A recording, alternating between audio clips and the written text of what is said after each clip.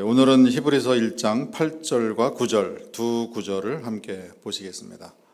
히브리서 1장 8절과 9절 말씀 화면에 올라와 있는데요. 같이 한 목소리로 읽겠습니다. 시작. 그러나 아들에 관하여는 이렇게 말씀하십니다. 하나님이여, 주님의 보좌는 평안하며 주님 나라의 홀은 의라는 홀입니다. 주님은 의를 사랑하고 불법을 미워하셨습니다. 이런 이유로 하나님 곧 주님의 하나님께서 기쁨의 기름을 주님께 부어 주님의 동류보다 높이셨습니다. 아멘. 예수님은 메시아입니다. 이런 제목으로 말씀을 나누려고 합니다. 사도 바울은 예수님을 아는 지식이 너무도 고상해서 본인에게 유익하던 것들을 다 해로 여길 뿐만 아니라 모든 것을 다 배설물로 여겼다, 이렇게 얘기합니다. 우리가 그 말씀의 의미를 자세히 좀 살펴볼 그럴 시간을 별도로 가지면 좋겠다 생각을 하는데요. 예수님을 아는 지식 또는 예수님을 알아가는 것이 너무도 고상해서 너무도 가치 있는 것이라서 이 세상에 그 어떤 것이라 할지라도 다 배설물로 여겼다. 그리고 본인에게 유익한 것들을 다 해로 여겼다. 예수님을 위하여. 그 말씀은 행여라도 사도 바울 마음속에 예수님을 의지하는 마음 대신에 그 자리에 다른 것을 의지하려고 하는 마음이 조금이라도 생겨날까 봐 그것을 두려워해서 그것들을 다 해로 여겼다, 이렇게 말씀을 하셨는데요. 이 말씀의 의미가 무엇인지를 우리가 알고 깨닫고 그것을 우리가 일상 속에서 실천하면서 살아갈 수 있으려면은 사실은 그것은 우리의 신앙생활의 궁극의 목표, 우리가 도달하려고 하는 최고의 경지에 우리가 도달하는 것이다. 그건 다른 게 아니에요. 주님과 가까이 가는 그런 거예요. 예수님을 아는 그런 우리의 마음이 그렇고 우리의 삶이 그렇고 또 실제 상황에서의 또 우리가 살아가는 모습이 예수님과 정말 가까운 모습. 그런데요, 우리 주변을 보면은 예수님을 부른다고 하면서도 우리가 방금 찬양 부른 것처럼 주님의 이름 높이고 뭐 찬양합니다 이렇게 하지만은 그리고 또 예수님하고 가까이 지냈으면 좋겠다 이런 말도 우리가 하지만은 그런데 예수님을 부르는 그 마음이 공허하고요. 예수님을 부르는 그 마음에 정말 평안이 찾아오고 자유함이 있고 정말 기쁨이 넘치고 이것이 정말 틀림없이 우리 마음속에 그런 증상이, 그런 현상이 느껴져야 되는데요. 그거는 잘 느끼지 못하면서 예수님의 이름을 부른다고 하고 예수님께 가까이 가려고 한다라고 말은 우리가 할 수는 있어요. 근데 실제로는 예수님을 잘 모르는 경우가 많고요. 또 예수님께 말씀에 순종하는 삶을 살아봐야지, 또 설교를 들으면서 그 순간에 그 내용이 뭔지는 구체적으로 일상 속에서 예수님에게 순종하는 그런 삶을 사는 것이 어떤 것인지 이해는 잘 못해도 말로는 그렇게 표현하는데 사실은 그것조차도 잘 되지 않는 그런 상태, 그것이 많은 성도님들이 있는 자리가 아닌가 그런 생각이 들어요. 예수님을 알아가는 것, 또 예수님의 말씀을 이해하고 예수님께 순종하고 예수님과 가까이 예수님과 동행하는 그런 삶이 사실은 참 쉬운 삶이고요. 전혀 어려운 삶이 아닌데 그것이 왜 이렇게 멀리 느껴질까? 왜 이렇게 내 실제 생활하고는 좀 거리가 있는 것처럼 그 차이가 느껴질까? 그 이유는 다른 게 아니에요. 예수님과의 관계가 철저하지가 않기 때문에 그런 것이다. 예수님이 그 사마리아 수가성에 갔을 때요, 그 우물가에 물길로 온 여인과 대화를 나누시잖아요. 그 대화 속에서 예수님이 이런 말씀하십니다. 자네가 자네한테 물을 달라고 하는 사람이 누군 줄 알았더라면 오히려 자네가 나한테 구했을 것이다. 그러니까 예수님이 누구신지 모르니까 지금 밍숭맹숭하고요. 왜 나한테 물 달라고 합니까? 유대인인 주제에 뭐 이런 거죠. 예수님을 모르니까 그렇게 밋밋하게 지금 예수님과 대화를 한단 말이에요. 어쩌면 예수님을 무시하는 그런 자세, 그런 태도를 보인단 말이에요. 근데 나중에 예수님께서 그 여인의 과거를 다 알아맞히고 여인이 예수님과 부딪혔어요. 만났어요. 예수님이 뭐 창조주시고 생명을 주시는 분이고 이런 어떤 개념적이고요. 어떤 그 교과서에 실린 것처럼 그런 얘기 백날 해봐야 뭔 소리야. 그래서 당신하고 나하고 무슨 상관이란 말입니까? 이렇게 반응이 시큰둥했을 텐데요. 자네 남편을 데려와 봐라. 그러면서 이 여인의 과거에 대해서 다 설명을 하니까 부딪힌 거예요. 예수님을 만난 거예요. 그랬더니 이 여인의 가슴에 평생 맺혔던 그런 채증이 다 풀려나고요. 뭐 창피한 게 어디 있습니까? 성으로 들어가서 동네 사람들한테 뭐 동네 사람들이 이 여인이 누군지 모르겠습니까? 근데 자기 입으로 나의 과거에 대해서 내가 그동안 잘못 산 거에 대해서 다 말하는 이분이 메시아가 아닐까 이제 그렇게 외치고 다녔단 말이에요. 전도자의 모습으로 그냥 변화가 일어나는 거예요. 그 심령 속에 얼마나 큰 기쁨이 이제 생겼겠어요.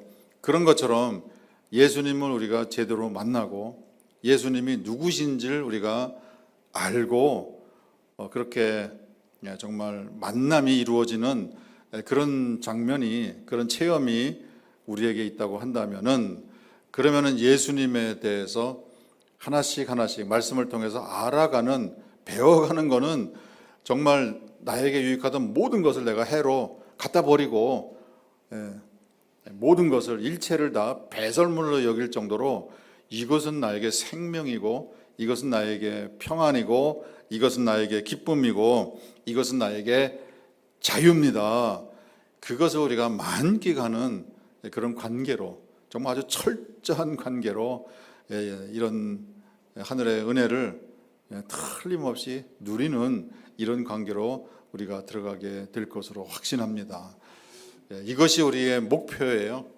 아직까지는 거기까지 우리가 도달하지 못했을지 몰라도 우리가 이제 앞으로 말씀을 통해서 예수님께 붙들려서 살아가는 것, 예수님께 속한 사람으로, 물론 하늘에 속한 사람이다 이런 표현도 쓰지만은 예수님과의 관계에 속해 있는 사람으로 아주 지극히 작은 것까지라도 내가 나를 의지하는 부분이 내 속에 있다고 한다면은 내가 화들짝 놀래가지고 이것을 내가 해로 여기고 배설물로 여기고 예수님만 의지하고 예수님께만 속한 사람으로 우리의 의식이 완전히 변화되어서 살아가는 그 자리까지 우리 모두 들어갈 수 있게 되기를 간절히 바랍니다.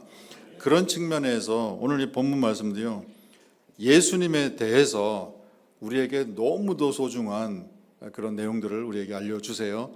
이 내용 한 가지 한 가지가 우리의 삶에 개인적으로 나하고 관계 있는 그런 말씀으로 우리에게 들려지고 우리에게 알아지고 우리에게 깨달아져서 이 말씀에 비추어서 내 삶에 내가 그동안 소중하게 여겼던 것들은 이 저녁에 들은 이 말씀에 비하면은 정말 아무것도 아니다. 그거는 쓰레기고 그거는 배설물이다 하는 그런 마음이 우리에게서 동하는 그런 역사가, 그런 기적이 우리의 심령 속에서 일어나게 되기를 간절히 바랍니다.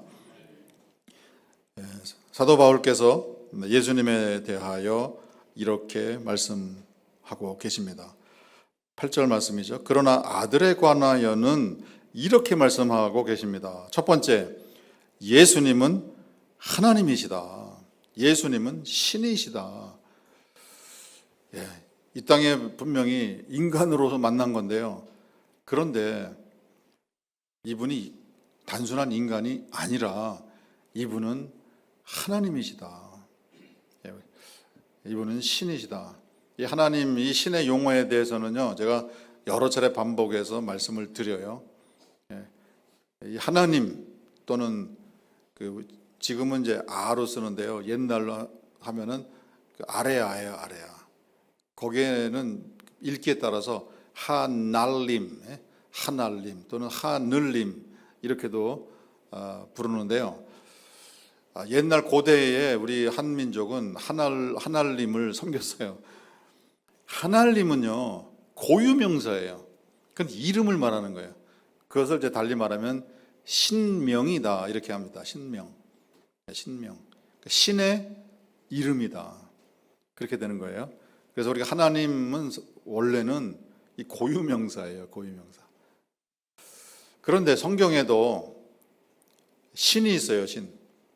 뭐 여러 나라들마다 신이 있잖아요. 이집트에는 이집트의 민족이 섬기는 신이 있고요. 이스라엘에는 또 이스라엘의 신이 있다고요. 그럼 니네 신이 세냐? 우리 신이 강하냐? 너의 신은 너희는 누구를 신으로 섬기느냐? 그 신의 이름이 뭐냐? 이렇게 되는 거예요. 뭐 가나안 부족들 또 이스라엘 주변에 있는 고대 근동의 여러 민족들이 섬기는 신들이 있었는데 그 신들마다 이름이 있었다고요. 바알이라는 것도 어떤 신의 이름이에요. 바알이라는 신의 이름이란 말이에요. 그것처럼 신이 있고 그 신의 이름이 있는 거예요. 성경에서 엘로힘으로 이제 기록되어 있는 그것은 신을 말하는 거예요. 그래서 태초에 엘로힘이 천지를 창조하셨습니다 할 때는 태초에 신께서 천지를 창조하셨습니다. 그런데요, 천지를 창조하신 그 신은 이름이 뭐냐? 야훼시다. 이렇게 되는 거예요. 그 엘로힘, 그 신의 신명은 야훼시다. 이렇게 되는 거예요. 그분은 우리의 하늘 아빠시고 우리의 아버지시다. 이렇게 되는 요 세 가지 측면이 있는 거예요. 이해가 되시죠? 그런데 신이라는 그 용어에 하나님이라는 번역을 해버리는 바람에 이게 좀 헷갈리게 됐어요. 그래서 우리가 우리 민족의 고유의 신의 명칭 하날림 또는 하늘림, 그것을 이제 하나님으로 약간 변형을 해서 우리가 부르는데요. 그것은 신의 이름을 말하는 것이지 신이라는 뜻이 아니에요. 그래서 엘로힘을 하나님으로 번역하면 안 됐는데 차라리 야훼의 신, 이스라엘의 신 이름이 야훼인 또는 여호와인 그 자리에 하나님이라고 우리가 대신 이름을 우리한테 익숙한 이름으로 불렀으면은 어땠을까 이제 그런 생각이 드는데요. 아무튼 지난 140년 동안 이렇게 써왔기 때문에 하루아침에 우리 바꾸긴 어렵지만은 우리가 하나님이라고 성경에서 읽을 때에 이것은 신을 의미하는 것이다 이렇게 생각을 하시면 돼요. 나는 질투하는 엘로힘 신이다. 그러니까 내 앞에 다른 엘로힘을 신을 두지 말지어다. 이제 그런 거예요. 근데 그 자리에다 하나님을 번역해 놓으니까 나는 질투하는 하나님이다. 내 앞에 다른 하나님을 섬기지 마라. 번역을 이렇게 차라리 했으면 되는 건데요. 앞에서는 하나님이라고 번역하고 뒤에서는 신이라고 번역하고 그런 일관성도 이제 없게 된 거예요. 다만 우리 성도님들이 이런 설명들에 대해서 이해가 잘 안 되신다 하더라도 하나님하고 가로하고 제가 신이라고 놓잖아요. 그러면 우리 성경에서 하나님으로 번역된 것은 신을 말하는 거구나. 본래 성경은 신이라는 뜻이구나. 그렇게 이해하시고 읽으시면 되는 거예요. 그래서 예수님은 신이시다. 그런 거예요. 본문에서 아들에 대해서 말하는데요. 하나님이요 또는 신이시요 이렇게 말한다. 아들에 대해서 이 아들이 누구예요? 오실 메시아를 말하는 거고요. 우리는 지금 시점에서 예수님을 말하는 것을 우리는 알고 있어요. 예수님은 인간이 아닌 신이시다라는 것을 성경이 여호와께서 아버지께서 이렇게 선언을 해주고 계신다. 이게 보통 일인가? 이건 무엇을 의미하는가? 우리가 이 세상에 물리적인 세상을 지금 살고 있어요. 그러나 지금 이곳에 신의 영역이 들어와 있다. 영의 세계가 들어와 있다. 하늘 아버지께서 들어와 계시고 예수님이 들어와 계시고 성령님이 들어와 계시고 또 더 나아가서 천군 천사들이 우리가 살고 있는 이 삶의 시공간에 지금 들어와 있는 거예요. 더 나아가서 사탄이 들어와 있고요. 악한 영들이 들어와 있어요. 우리가 눈에 보이는 이 물리적인 세상만 사는 게 아니에요. 서양의 정신세계에서는요, 눈에 보이지 않는 영의 세계를 자꾸 무시하고 없다고 그러고 거기를 사람들의 의식 속에서 멀리하는 그런 일들을 끊임없이 해왔어요. 그래서 서양의 학자들 가운데 이런 얘기를 하는 선교학자가 계셨어요. 서양 사람들의 정신세계에서는 눈에 보이는 세계와 눈에 보이지 않는 영의 세계를 연결해 주던 다리가 다 폭파되었다. 연결이 안 된다. 그래서 남는 것은 현상만 남았다. 눈에 보이는 세계만 보면서 살아가는 그런 사람들로 변형되었다. 그런 얘기합니다. 그러나 성경은 우리에게 알려줍니다. 예수님은 신이신데 신의 세계에서 인간의 세계로 들어오신 거예요. 그 무엇을 의미하느냐? 신의 세계가 있다라는 것을 우리한테 알려주시는 거예요. 영의 세계가 있다. 우리가 죽으면은 가게 되는 영원한 세계가 있다. 그것이 지금 이 순간에 이 땅의 세계와 연결되어 있고 그렇게 열려 있는 그런 세상을 사실 우리는 살고 있는 것이다라는 것을 알려주시는 것이에요. 그 수고를 해 주시기 위해서 신이신 예수님께서 인간의 모습으로 인간의 몸을 입고 이 땅에 들어오신 것이었다. 이것을 우리에게 알려주는 거예요. 우리의 시선이 역사지평만 보는 것이 아니고요. 영의 세계까지 우리 눈이 열려서 볼 수 있는, 근데 영의 세계가 저 멀리 있는 그런 세계가 아니고 예수님이 이 땅에 인간의 몸을 입고 들어오셨던 것처럼 지금 이 순간에 우리 성도님들 앞에 옆에 뒤에 좌우에 지금 영의 세계가 들어와 있다라는 것을 우리가 알고 그 세계를 깨우치고 그 세계를 우리가 느끼고 그 세계를 보면서 살아가는 것이 사람다운 사람이고 하늘 아버지를 우리가 아버지로 부르고 살아가는 사람들의 바른 모습이다라는 것을 우리에게 깨우쳐 주시는 거예요. 그 일을 하기 위해서 오신 분이 다름 아닌 예수님이시다라는 것을 우리에게 알려주세요. 이 본문에서 두 번째, 예수님의 보좌는 영원합니다. 예수님의 보좌는 영원하다. 이 보좌라는 것은 왕이 앉는 좌석이잖아요. 그러니까 예수님은 왕이시다. 예수님이 이 세상에서 사시는 동안에 왕이 돼보신 적이 없거든요. 어디에서 왕인가? 이건 온 우주를 통치하시는 하늘 아버지의 왕좌, 보좌, 그곳에 앉아 계신 분이시다. 그런 말씀이고요. 그 권세로, 하늘 아버지의 주권으로, 권세로, 위엄으로 온 우주를 통치하고 계십니다. 그런 분을 우리가 모시고 섬기고 또 그런 분이 우리를 끔찍하게 사랑하는 이런 관계로 우리가 살아간다는 그 사실에 대해서 우리의 가슴이 뻥 뚫리지 않는다면요, 그런 거는 제정신이 아니죠. 너무 그냥 말이 세가지고 그 말에 가슴이 뻥 뚫립니까? 그러니까 속 위의 경읽기라는 말이요. 이런 얘기를 했는데도 무슨 말인지 못 알아듣고 감동이 없고, 사도 바울 초대교회 성도들 이분들은 그러질 않았어요. 그러질 않았어요.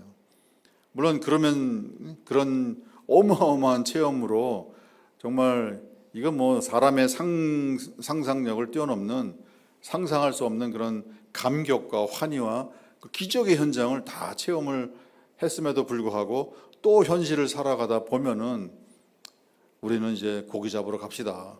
뭐 이런 또 엉뚱한 소리 하고 베드로나 예수님의 제자들도 그랬다는 것을 보면 우리의 가슴이 아무리 이런 얘기를 들어도 가슴이 그냥 시원하게 뻥 뚫리는 이런 그 감격이 몰려오지 않는, 그것도 비정상은 아니구나, 그런 이제 이해는 하는데요. 우리가 예수님과 만나게 되면은 사마리아 여인이 그냥 방방 뜨면서 마을로 돌아가서 내가 저지른 과거, 내가 살아온 과거를 다 말씀한 이분이 메시아 아닙니까 하고 동네로 들어가서 소리 쳤던 것처럼 그 감격, 그 환희, 그 감동, 그것을 우리가 느낄 수 있어야 돼요. 그래야 우리가 예수님과 함께 살아가는 그 의미가 뭔가. 그래서 제가 다시 한번 말씀을 드리면 우리 영혼의 자유함이 아주 물밀듯이 밀려와야 되는 거예요. 우리 영혼 속에 기쁨이 가득 차야 되는 거예요. 평안이 들어와야 돼요. 이런 것은 아무리 내가 언어로 뭐 설명하려고 애쓰지 않아도 내 가슴 속에 들어오는데 어떡합니까? 젊은 남녀가 사랑에 빠졌어요. 이 사랑하는 이 마음, 이거 어떡합니까? 지금이야 다 기억도 다 가물가물 하시겠지만은 한때 그런 마음이 확 올라올 때는요, 뭐 그런 노래 듣잖아요. 뭐 10,000,000번 또 들어도 듣기 좋은 말, 사랑해. 그 한마디면 그냥 흐물흐물해지고 그랬던 적이 있으시죠? 있으시죠? 이런 말씀을 들었을 때는 정말 10,000,000번 또 들어도 듣기 좋은 말 정도가 아니라요, 머리끝부터 발끝까지 채증이 다 풀려나고 근심, 걱정, 염려, 두려움, 이런 것이 어딜 들어옵니까? 어딜 들어옵니까? 그런 관계가 정말 아주 철저한 관계, 아주 투철한 관계, 이게 진짜 관계로 예수님과의 관계가 들어가 주면은 그런 일들이 말이 들릴 때마다 성경 말씀을 통해서 이 사도 바울과 초대 성도들이 느꼈던 그런 내용들을 한마디 한마디 하실 때 그 말씀이 무슨 말씀인지 압니다. 예수님을 아는 지식이 너무도 고상해서 너무도 소중해서 나는 일체를 다 배설물로 여겼습니다. 아주 그냥 조그만 거라도 내가 예수님을 의지하는 마음에서 살짝 벗어나서 내가 딴 거 의지하려는 그런 마음이 내 속에서 나온다고 한다면은 나는 이거는 해로운 것으로 여겨서 아주 그냥 내가 이거는 철저하게 내가 버리는, 모든 것을 다 버리는 그런 마음 자세로 제가 살려고 합니다. 어딜 감히 내가 예수님을 붙들고 예수님에게서 붙들려 사는, 예수님에게만 내가 속해서 살아가는 이런 마음을 나에게서 뺏어가려고 하는, 이거는 내가 용납할 수가 없습니다. 이런 정도까지 주님을 사랑하고 또 주님의 사랑에 매여서 살아가는 이런 실제 관계가 열려지게 되는 거예요. 우리가 거기로 들어가는 그것이 우리 순례의 길의 종착역이다라는 것을 우리가 아시고요. 우리 모두가 그 길로 열심히 달려가시면 좋겠습니다. 예수님의 보좌, 그곳에서 온 우주를 통치하시는 그분이 예수님이세요. 그분이 저하고 가까운 분이시고요. 그분이 우리 성도님들하고 가까운 분이세요. 그러면은 뭘 걱정합니까? 그분께 맡기면 되는 거죠. 뭘 염려합니까? 그분께 맡기면 되는 거죠. 맡기고 나면은 맡겼으니까 내 마음은 평안합니다. 이것이 실제 상황에서 일어나야 되는 거예요. 또 이분은 영원하신 분이세요. 이 세상에 영원한 인간이 어디 있습니까? 다시 한번 이분은 인간이 아니시구나, 영원한 존재시구나, 영원이라는 개념을 이 땅에 가지고 들어와 주신 그런 분이시다라는 것을 우리가 안다면요, 우리가 잠시 이 세상에 살다가 가는 것이 아니라 우리는 영원한 이터널 그 세계를, 영원한 생명의 세계를 우리가 바라보고 소망하고 살아갈 수 있는 그 계시를, 그 깨달음을 우리에게 알려주신 것, 이 한 가지만 하더라도 이것은 너무도 소중한 우리의 자산이 아닐 수가 없는 거예요. 그분, 이런 일을 우리에게 가능케 해주신 분이 다름 아닌 예수님이시다. 이런 예수님을 우리가 알았더라면 그분에게 구했을 것이다. 근데 우리는 아는 정도가 아니라 예수님과 같이 살고 있잖아요. 예수님이 우리와 함께 계시다고 약속을 주셨잖아요. 그러니 우리가 무엇을 걱정합니까? 무엇을 염려합니까? 그것이 성경에 기록된 말씀이 아니라 저와 우리 성도님들의 우리의 일생의 고백이자 우리의 간증이 되어야 될 줄로 믿습니다. 세 번째 본문에서 주시는 말씀은요, 예수님 나라의 홀은 의라는 홀입니다. 이 홀이라는 것은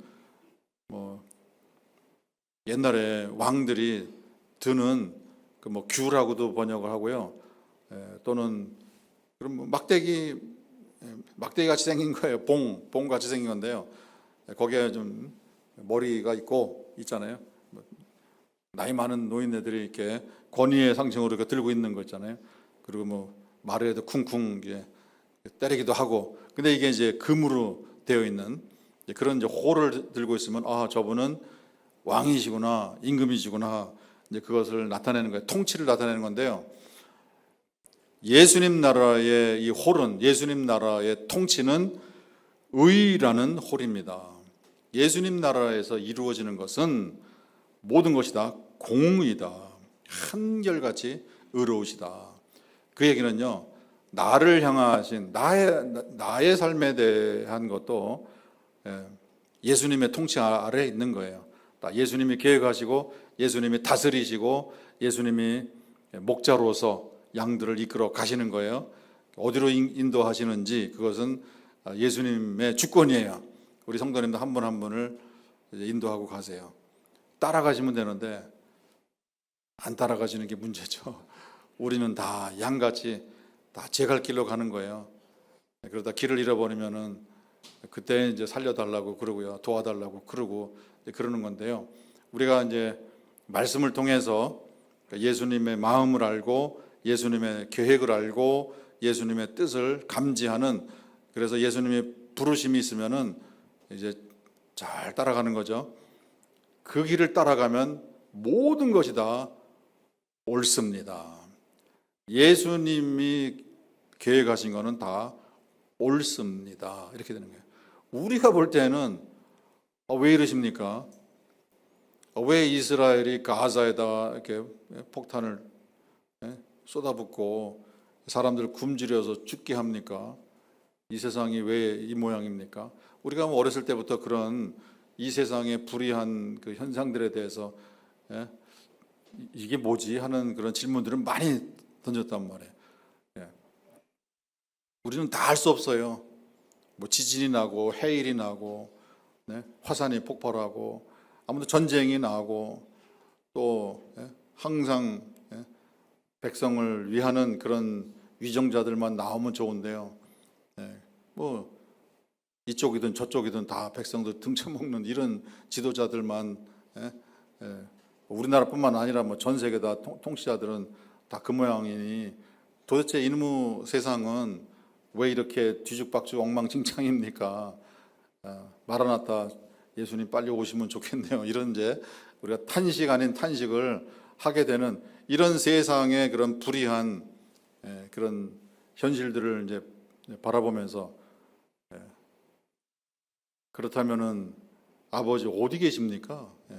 어디서 뭐 하고 계십니까? 이런 우리가 이제 항변 아닌 항변을 우리가 할 수가 있단 말이에요. 그러나 우리가 한꺼풀을 더 벗기고 그 속을 들여다 보게 되면은 욥처럼 아버지께서 행하시는 모든 행사는 의로우십니다. 그 고백을 안 할 수가 없는 거예요. 예수님의 죽으심, 십자가 죽으심은 인류 역사상 가장 불의한 그런 처형이에요. 어떻게 그런 일을 하셨을까? 그런데 그 인류 역사상 가장 불의한 그런 죽음을 통해서 인류를 구원하는 반전이 역설이 일어나는 그 세계는 우리가 다 알 수가 없어요. 다 알 수가 없어요. 그 신비의 세계, 신령의 세계에서 일어나는 것들을 우리가 인간의 머리로 다 이해할 수가 없어요. 그러나 말씀 안에서 우리가 영적인 그 깊이를 깨달아가는 그런 변화가 우리 속에서 일어나게 되고 영의 안목이 열려지게 되면서 하나씩 하나씩 우리는 이제 이해하고 인정하는 그런 일을 하게 됩니다. 뭐 구약의 역사 속에서는 인간의 기준 잣대로 볼 때는 불의한 일이 뭐 한두 가지였나요? 이해 안 되는 그런 일들이 얼마나 많이 있어요. 그러나 결국에 여호와께서 하시는 일은 모든 것이 다 의로우십니다. 그 고백으로 우리가 들어가는 거예요. 설령 저는 뭐 억울한 일 없습니까? 뭐 어렸을 때부터 뭐 유학 가서부터요, 미국에 있을 때도 도대체 이건 말이 안 되는 그런 이제 모함 아닌 모함도 당하고요. 영국 갔을 때도 그렇고요. 싱가포르에 갔을 때도 그렇고요. 하도 당하다 보니까요, 나중에는 다음에는 누가 모함을 할까 기대가 된다. 이런 정도로 이게 맵집이 세지는 거예요. 그 맵집을 키워가지고 제가 여기 한국에 온 거예요. 그러니 뭐 어떤 공격이 와도요, 또 그러려니. 그러니까 저희가 버티는 거죠. 이런 과거의 그런 훈련을 거쳐서 맵집이 키워지신 거 아니면은 벌써 저 땅 밑으로 꺼져도 오래전에 꺼지죠. 주변에 있는 사람들이 그 스트레스 어떻게 견딥니까? 우리는 스트레스 과거에 다 겪어본 거라서요. 솜방망이 맞는 것처럼 아주 부드러운데요. 이러면 이제 이해를 못하는 것이죠. 이런 훈련을 그렇게 시키는 것이었구나. 그 현장에 있을 때는요. 저희가 뭐 하루아침에 그런 맵집이 키워진 건 아닌데요. 처음 그런 어떤 뭐 배신, 모함, 억울한 일 이런 걸 당했을 때는요. 잠도 안 오고요. 전화기가 따르릉 울리잖아요. 그러면 손이 덜덜덜덜 떨려가지고요. 전화기를 받아야 돼 말아야 돼. 그런 이제 모함이 이제 전화기를 통해서 온 거거든요. 아무튼 그런 이제 체험도 하고 이런 과정들을 이제 거치면서 그런 불의한 과정을 거치면서 흔들리지 않는 그런 모습으로 변화를 시키시는 아버지의 훈련이었구나 하는 것을 지나오면서 이제 깨닫게 되는 거예요. 그런 생각을 가지시고 그런 목적으로 그런 긴 세월 앞서서 다 하시고 20년 뒤에 30년 뒤에 무슨 일을 겪을지를 다 하시고 30년 전부터 준비를 시켜주신 거였구나. 그 깊이를 조금씩 우리가 이해하게 되면서는 아버지께서 하시는 일은 모든 것이 다 옳습니다. 이런 고백이 우리에게서 나오게 되는 거예요. 십자가를 통해서 가장 큰 의를 이루시고 또 십자가를 통해서 이 땅의 모든 죄인들을 의롭게 만드시는 어떻게 이런 가장 불의한 도구를 통해서 가장 의로운 결과를 도출해 내시는가. 이것이 아버지의 세계구나. 그 세계를 우리가 어떻게 다 이해할 수 있겠는가. 우리가 정말 열심히 말씀을 따르고요. 예수님하고 가까이 가면서 하늘이 열리고 우리도 사도 바울처럼 3층 천이죠. 3층 하늘까지 다녀오는 그런 깊은 영의 세계를 알게 되면은 그 다음에는 우리가 전혀 죽는 것도 저에게 유익합니다. 저에게는 사나 죽으나 다 다 주님을 위한 것입니다. 이런 고백이 우리에게서 술술 스스럼 없이 나오게 되는 그런 경지까지 가게 될 것으로 기대가 됩니다. 예수님 나라의 홀은 의라는 홀입니다. 이 말씀 속에 담겨 있는 것이 그거예요. 사도 바울도 얼마나 많은 불의를 당했습니까? 억울함을 당했습니까? 모함을 당했습니까? 매를 맞았습니까? 그러나 이 모든 것은 다 아버지 안에서 의로우십니다. 그 고백을 지금 하고 있는 거예요. 네 번째, 예수님은 의를 사랑하고 불법을 미워하신다. 이게 의라는 용어가 나오고요, 불법이라는 용어가 나오는데요, 이거는 우리가 이 사전적인 의미를 가볍게 이해하고 넘어갈 그런 용어는 아니에요. 예수님은 의를 사랑하신다. 예수님이 사랑하는 것은 뭔가 의다. 예수님은 불법이라는 것은 미워하십니다. 이것은 예수님의 성품을 말하는 것이고요, 예수님의 성향을 말하는 거예요. 마찬가지로 예수님을 닮은 사람들의 모습도 이 모습이어야 합니다. 그런 거예요. 이것은 굉장히 깊은 얘기예요. 여기서 말씀하는 의와 이 불법의 이건 제목인데요, 우리 생활 속으로 들어갔을 때에 얼마나 예민하게 이 불법에 대한 것, 불법이라는 것은 아버지의 말씀에서 벗어나는 것은 다 불법이에요. 지극히 정상적인 생각인 것처럼 그렇게 생각을 하더라도요, 아버지께서 보실 때 그거 아니다 하는 것은 다 불법인 거예요.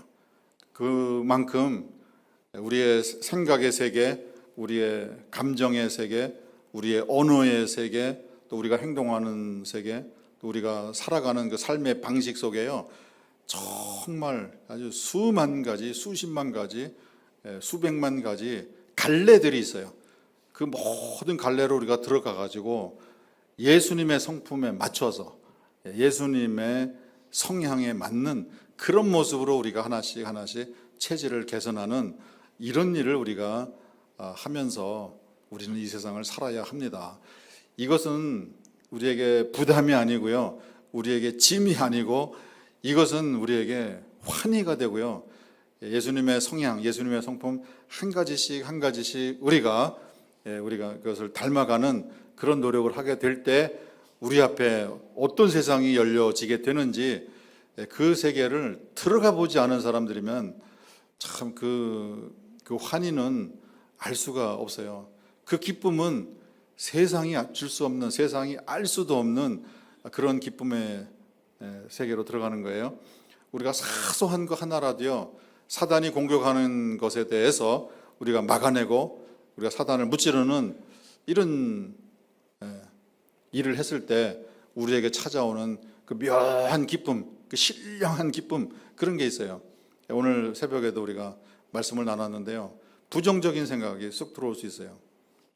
비가 옵니다. 또 교회 비 새는 거 아니야? 이런 생각이 들 수 있단 말이에요. 누가 주는 생각이에요? 큰 그림에서 아버지의 계획 안에서 다 진행되는 건데요, 비가 온들, 비가 오면 또 우리가 나와서 그렇게 또 한마음 한뜻으로 또 물장난하는 기회를 또 가지면 얼마나 신나고 물놀이 재밌어요. 그리고 비가 오는 것도요, 우리 요 한 달 사이에 보면요, 어쩌면 그렇게 우리에게 딱 필요한 만큼 어디가 비가 새는지 알려주시기 위해서 살짝 비를 뿌려주시는 이런 것처럼요, 참 신기하다. 그런 경험을 겪었으면서도 비가 오면 또 이거 비가 새면 어떡하나, 이런 생각이 올 수 있어요. 이런 것들에 대해서 우리가 준비된 평안의 복음으로 군화를 신으라. 군화를 신고요, 빨리 피하는 거예요. 생각을 빨리 전환하는 거예요. 그런 생각이 들어올 때 뭔 생각이 들어와? 그럴 리 없어. 다 계획 속에서 비가 오는 것도 우리를 위해서 유익한 비가 올 거야, 이런 생각으로 생각을 바로 스위치하는, 이런 거 할 때 내 마음속에 묘한 그 기쁨, 이런 것들이 우리에게 이제 누적되는 거예요. 큰 이제 싸움이 걸어올 때가 있거든요. 그럴 때도 전혀 부정적인 생각하지 않고 그것을 바로 말씀으로 치환해 버리는, 이런 것 했을 때 남들은 모르죠. 나만 하는 거죠. 위로부터 임하는 그 기쁨, 이건 이루 말할 수가 없는 거예요. 이런 것들이 우리에게 이제 누적이 되면서 우리가 예수님의 성품과 예수님의 성향을 닮아가는 이런 이제 변화가 우리에게 일어나게 되는데요. 그 세계로 들어가면서 우리는 정말 다른 사람들에게 어떻게 설명할 수 없는 그런 아주 신령한 세계가 우리에게 열려지게 됩니다. 그 단계에 들어가게 되면은 성령님의 은사와 성령님의 능력까지도 우리에게 주어지는, 그래서 그것을 통해서 우리가 예수님을 주위 사람들에게 보여주고, 내 안에 예수님이 계시고 내가 예수님과 함께 살아가는 사람이다라는 것을 주위 사람들이 볼 때 그냥 느낌으로 알게 되는 그런 일들이 우리에게서 일어나게 됩니다. 이분들은 그 세계를 살았던 분들이세요. 이 지금 하는 이 한마디 한마디가요, 이게 보통 분들이 하는 그런 말씀들이 아니구나 하는 것을 우리가 이제 감을 잡으시면 되겠습니다. 다섯 번째 이제 마지막 내용인데요. 그런 이유로 하나님 신, 곧 예수님의 하나님, 예수님의 신께서, 그건 성부 하나님이죠. 성부 여호와 신을 말하는 거예요. 기쁨의 기름을 예수님께 부어서 예수님의 동류보다 높이셨습니다. 기름을 부은다는 것은 왕으로 등극했다는 거예요. 예수님은 이 세상에 인간으로 오셨잖아요. 그러나 우리가 누누이 강조하지만은 예수님은 인간이시지만은 신이셨다. 그 세계를 우리에게 보여주러 오시고 그 세계로 우리가 가는 길을 열어주시러 오셨다. 죽은 다음에 우리가 그 세계에 가는 것은 물론 보장됐지만은 이 땅에 사는 동안에 우리의 눈이 열려서 그 신령한 세계, 신의 세계, 영의 세계를 볼 수 있는 그런 안목을 열어주시고 이 땅에 임해 있는 그런 영의 세계를 우리가 같이 사는 거예요. 크로노스의 그런 삶을 살지만은 동시에 카이로스의 시간도 우리는 겸해서 살아가는 그런 존재다. 그래서 지난 시간에도 말씀드렸지만은 예수님 안에서 예수님과 함께 일으킴을 받은 자다. 그렇게 우리가 옆에 있는 분들을 봐주시라고 했어요. 이분들은 사람이지만은 사람이 아닙니다. 단순한 사람이 아닙니다. 이분들은 신의 세계가 열려 있는 신적인 godly, 번역하면은 신과 같은 또는 거룩한 그런 존재들입니다. 또 우리가 그렇다는 사실을 아시고 사셔야 돼요. 내가 누군지를 아셔야 되는데요. 그런 존재로 우리가 살아가는 그런 가능성을 예수님이 우리에게 알려주셨는데요. 그분은 예수님의 하나님께서, 창조주 여호와께서, 아니 이분도 창조주시고, 다음 수요일 날은 우리가 예수님은 창조주십니다 그런 주제를 할 건데요. 이분도 창조주이신데 또 이분은 또 독특하게 성부 하나님, 성부 신과는 아버지와 아들의 관계로 또 갖고 있는 거예요. 이것은 인간의 머리로는 뭐 우리가 죽을 때까지는 이해 못해요. 그러나 이 다음에 하늘나라 가면은 이해가 되실 거예요. 이게 그런 거였구나. 인간의 영어로도 이해 못하고요. 그런 중국어로도 이해 못하고 한국말로도 이해 못하고요. 사람의 언어로는 이거는 이해가 안 되는 그런 거예요. 아무튼 예수님도 신이시지만은 또 신이신 아버지께 이런 이제 대우를 받으시는 거예요. 기름을 부어 주셨어요. 왕으로 세워 주셨어요. 이 세상을 통치하는 왕이 아니에요. 온 우주를, 창조세계 전체를 다스리는 그런 왕이에요.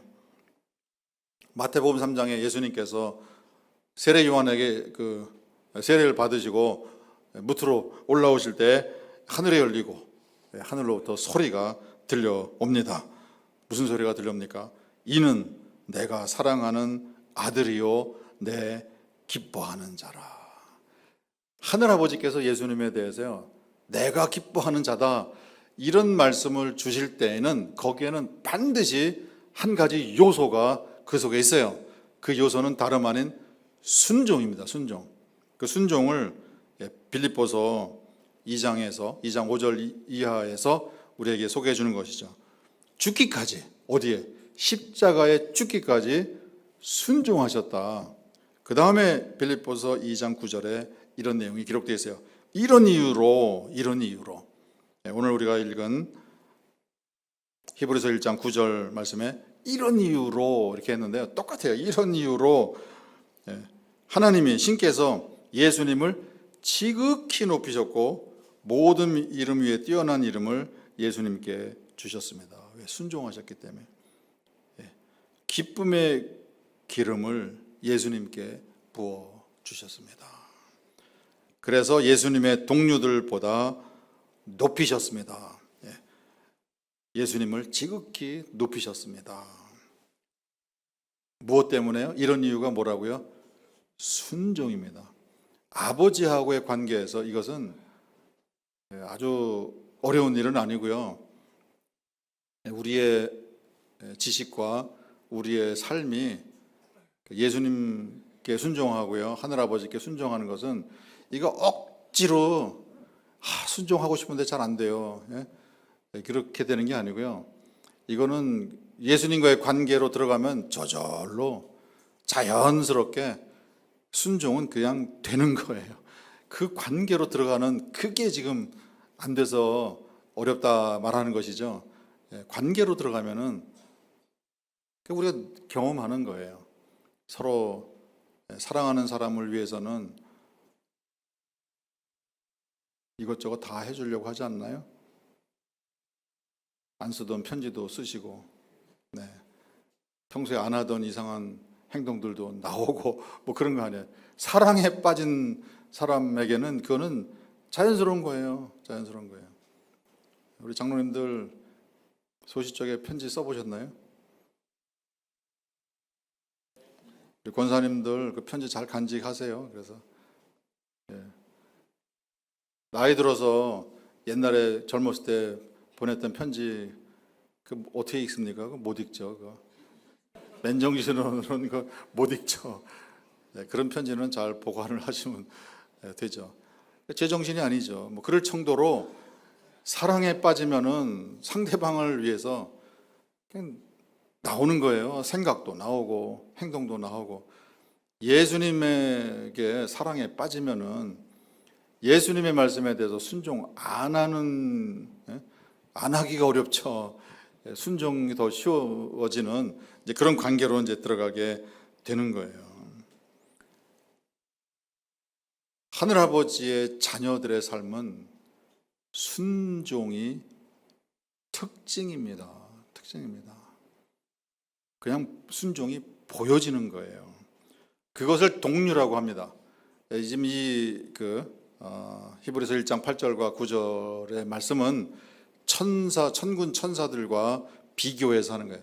천군 천사들이요, 여호와께서, 창조주 여호와께서 한 말씀 하시면은 무조건 순종이죠. 예수님께서 말씀하시면 무조건 순종이죠. 천사들에게도 순종이 있습니다. 그러나 예수님께서 보이신 이 순종은 질적으로 다른 겁니다. 천사들의 순종은 무조건 봉사, 무조건 섬김이지만은 예수님의 이 섬김, 이 순종은 메시아로서 통치하는 그런 순종이 되는 거예요. 우리가 하늘아버지께 순종하는 것은 아버지의 뜻을 우리를 통해서 이루시는 그런 역할을 우리가 하는 것이고요. 천사들이 순종하는 그것과는 또 다른 차원에서 우리는 순종으로 들어가는 것이다. 그 세계까지도 우리가 감으로 내가 좀 순종하는 이 자리가 얼마나 이게 영광스러운 자리인지를 우리가 알게 되면은요, 순종을 하고 싶어서 안달이 나는 그런 사람들로 우리에게 변화가 일어나게 되는 거예요. 예수님은 이런 분이신데요, 이런 예수님이 우리를 진심으로 참으로 우리를 사랑하고 계세요. 또 예수님이 우리를 사랑하시면서 또 우리에게 또 기대하시는 게 있어요. 우리를 바라보시면서 원하시는 게 있어요. 다른 거 아니에요. 우리가 예수님께 속한 사람으로, 예수님과 함께 살아가는 사람으로 이 세상을 살기를, 그거를 예수님이 원하시는 거예요. 예수님하고 가까이 살아가기를, 함께 살아가기를, 예수님께 속한 사람으로, 예수님께 매여 있는 사람으로, 예수님을 꼭 붙들고 예수님을 섬기는 사람으로 예수님과 같이 살아가는 그런 삶을 사는 것을 예수님께서 기대하시고 예수님께서 원하세요. 예수님이 원하시는 것은 그거 한 가지입니다. 이것을 우리가 만약에 해드리게 된다면 그 속에는 순종이 저절로 우리에게서 몸에 배어 나오게 되고요. 그런 삶을 우리가 살게 된다면 정말 우리의 영혼에는 항상 자유함과 기쁨과 평안이, 감사와 찬양이 흘러 넘치는 그런 삶을 우리가 어떤 상황에서든지 살게 될 것으로 확신합니다. 예수님을 뚜렷이 깊이 생각하시고 예수님과 함께 살아가시는 우리 성도님들 다 되시기를 주님의 이름으로 축원드립니다.